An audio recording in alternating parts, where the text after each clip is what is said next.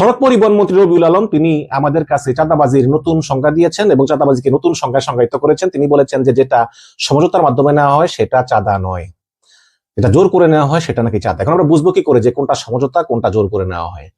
বাংলাদেশের 95% মানুষ বা 99% মানুষ তারা কিন্তু চাঁদা দিয়ে দেয়। কারণ একটা পরিবহন সেক্টরে বলেন, দোকানে বলেন বা যে কোনো জায়গায় বলেন, যখন চাঁদাবাজরা আসে তখন দোকানিরা জানে যে এই চাঁদাবাজরা ক্ষমতাসীন দলের পক্ষ থেকে এসেছে এবং এদের বিরুদ্ধে কোনো কথা বলে কিন্তু কিচ্ছু করা যাবে না। আপনি চাঁদা দিবেন না, কতক্ষণ পরে দেখবেন কিছু পোলাপান এসে দোকানটাকে ভাঙচুর করে দিয়ে যাবে। যেই টাকা চাঁদা দেওয়া লাগতো তার চেয়ে বেশি মালামাল তারা নষ্ট করে যাবে। আপনি থানায় ফোন দিবেন, থানা বলবে যে দেখছি, থানা এফআইআর নিবে, তারপরে আর কিছু করবো না, কারণ ওই চাঁদের একটা ভাগ থানায় পায়। হ্যাঁ, পরিবহন সেক্টরে আপনি দেখেন যে কারওয়ান বাজার থেকে যখন বাংলাদেশের বিভিন্ন স্পটে ট্রাকগুলো যায়, ওই ট্রাকগুলোকে রাস্তার কতক্ষণ পর পর পর পর আটকায়।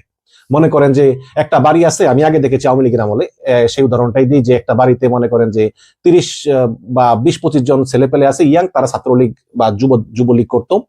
তারা চিন্তা করে যে এই যে আমাদের বাড়ির সামনে দিয়ে অনবরত মালবাহী পরিবহনের গাড়িগুলো যায়, এখন এদেরকে যদি আটকে আমরা টাকা উঠাই তাহলে তো ভালো হয়, কারণ অনেকেই তো এটা করে।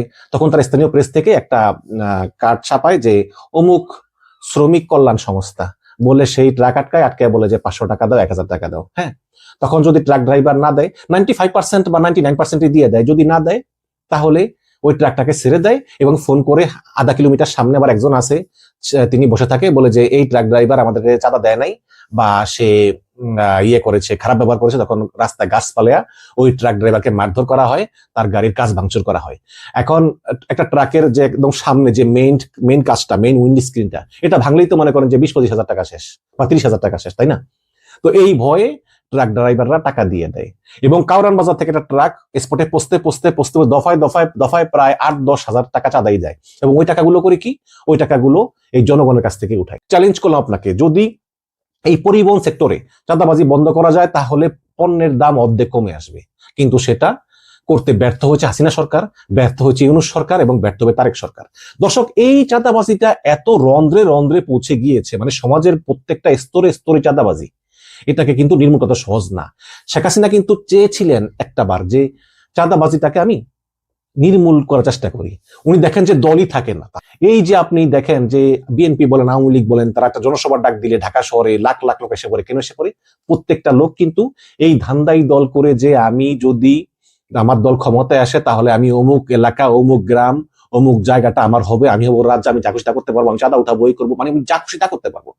তো এই সব কারণেই কিন্তু এই আওয়ামী লীগ বিএনপি গুলো মানুষ করে এবং এগুলো হয়ে আসছে দশকের পর দশক ধরে।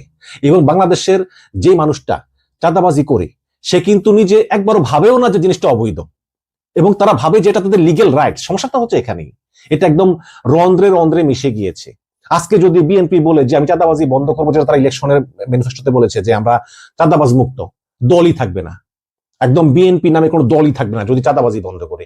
কারণ আমার যদি লাভ না হয় আমি কেন বিএনপি করবো, তাই না?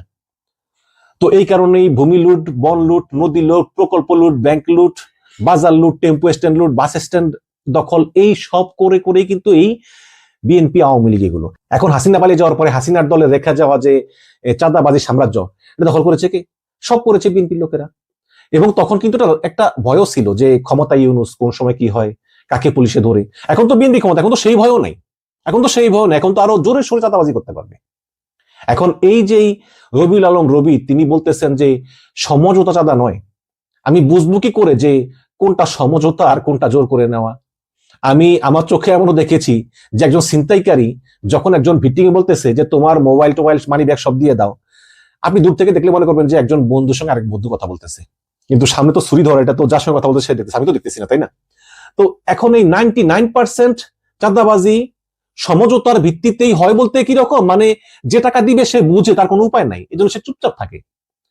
এখন এই রবিউল আলম তিনি জানেন যে যদি চাঁদাবাজিকে বন্ধ করতে হয় তাহলে তার দলই থাকবে না। এই কারণে তিনি এখন এই ক্ষমতায় বসার সঙ্গে সঙ্গেই তিনি চাঁদাবাজির নতুন সংজ্ঞায় সংজ্ঞায়িত করেছেন যে এটা সমঝোতা।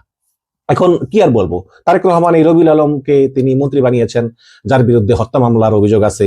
দীপ্ত টিভিতে কর্মকর্তাকে, তিনি ছিলেন ডেভেলপার কোম্পানির মালিক, তিনি এই দীপ্ত টিভি কর্মকর্তাকে ফ্ল্যাট বুঝিয়ে দিবেন। হাসিনা পালিয়ে যাওয়ার পর তিনি আর ফ্ল্যাট বুঝিয়ে দেন না, তিনি এই যে মানে ঘুরান আর কি, প্রতিবাদ করলে তার লোক দিয়ে মারেন, মারার পর তার সেখানে মৃত্যু হয়। তো এই রবিউল আলম রবি তাকে এমপি করেছেন, আবার মন্ত্রীও করেছেন। বিএনপিতে এত লোকের অভাব যে রবিউল আলমকে মন্ত্রী করতে হলো। যাই হোক, তো এখন ওই দেখলাম একদিন একটা টকশোতে যে রবিউল আলম বলতেছেন যে আওয়ামী লীগ গণহত্যাকারী দল, তারা নির্বাচনে অংশগ্রহণ করতে পারবে না, কেন তাদেরকে অংশগ্রহণ করতে দেওয়া হবে? তখন আলী সালমগীর বললেন যে যেমন আপনি হত্যা মামলার আসামি হয়েও দিব্যি টকশো করে বেড়াচ্ছেন নির্বাচন করবেন, ঠিক তেমনি আওয়ামী লীগেরও নির্বাচন করার অধিকার আছে। তখন রবিউল আলম রবি খুবই রেগে গেলেন। তার কয়দিন পরেই আলী সালমগীর গ্রেপ্তার করা হলো। তারপরে দুর্নীতির মামলা এখনো আলী সালমগীর কারাগারে, আর রবি মন্ত্রী হয়ে এখন আমাদেরকে চাঁদাবাজির নতুন সংজ্ঞা শিখাচ্ছেন। তো এই হচ্ছে কি অবস্থা। আপনারা যারা এই বিএনপিকে ভোট দিয়েছেন, চাঁদাবাজি বন্ধ হবে, দুর্নীতি বন্ধ হবে, তাদের জন্য এক বালতি সমবেদনা। চাঁদাবাজি দুর্নীতি যদি বন্ধ করতেই হয় তাহলে সেটা জাতীয়ভাবে সকল দল মিলে সম্মিলিত উদ্যোগ নিতে হবে, এবং যদি এই উদ্যোগ নেওয়া হয় তাহলে বিএনপির নেতাকর্মীর সংখ্যা 90% কমে যাবে। যখন কেউ দেখবে যে রাজনীতি করে আর লাভ নাই, তখন রাজনীতি করবে না। একটা এমপির বেতন 55,000 টাকা, একটা চেয়ারম্যানের বেতন 1,000 টাকা, 2,000 টাকা। একটা এমপি নির্বাচনে 10 থেকে 15 কোটি টাকা খরচ করে, 50 কোটি টাকা খরচ করে। একটা চেয়ারম্যান সে 500 কোটি টাকা খরচ করে। এই টাকাগুলো তারা কোথা থেকে উঠাবে? এই টাকাগুলো তো আপনাদের কাছ থেকে উঠাবে, তাই না? অবশ্যই উঠাবে। যে এমপি, সে এমপি নির্বাচন করা পর্যন্ত সবকিছু মিলিয়ে তার প্রায় 50 কোটি টাকার মতো খরচ হয়। সে মাসে 55,000 টাকা বেতনে থাকতে পারবে? থাকতে পারবে না। এখন এই যে চাঁদাবাজি যা কিছু আছে সবকিছু এগুলোর ভাগ সে পাবে। মুখে বলবে চাঁদাবাজি বন্ধ করব, কিন্তু রাতের অন্ধকারে তার কাছেই এই চাঁদাবাজির সব ভাগ আসবে। এবং বাংলাদেশ এভাবেই চলতেছে। 5ই আগস্টের পরে যেই পরিবর্তন আমরা চেয়েছিলাম এবং ডক্টর ইউনূস যেই পরিবর্তন সূচনা করেছিলেন, কোন দল তাকে সহযোগিতা করেনি, কেউ সহযোগিতা করেনি। এখন ইউনূস নাই। সুতরাং ডক্টর ইউনূসের মতো লোক যে দেশকে পরিবর্তন করতে পারেননি, সেই দেশের পরিবর্তন আর সহসা হবে বলে আমার মনে হয় না। বাংলাদেশে এই চাঁদাবাজি চলতেই থাকবে নতুন নামে। ওই যে কেউ বলে সুদ, কেউ বলে মুনাফা। আপনি সুদকে সুদ বলতে পারেন, আবার মুনাফা বলতে পারেন, পারেন তো, আপনাকে তো বাধা দিবে না, তাই না?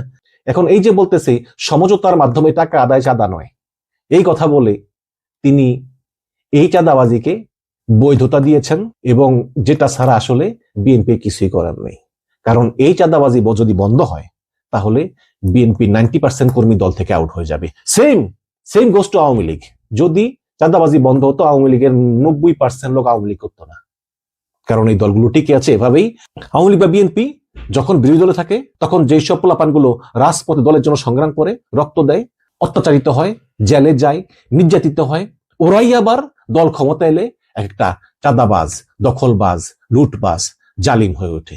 এটাই আমি দেখেছি বছর পর বছর ধরে। এটাই আওয়ামী লীগ, এটাই বিএনপি। ভালো থাকবেন দর্শক, ধন্যবাদ।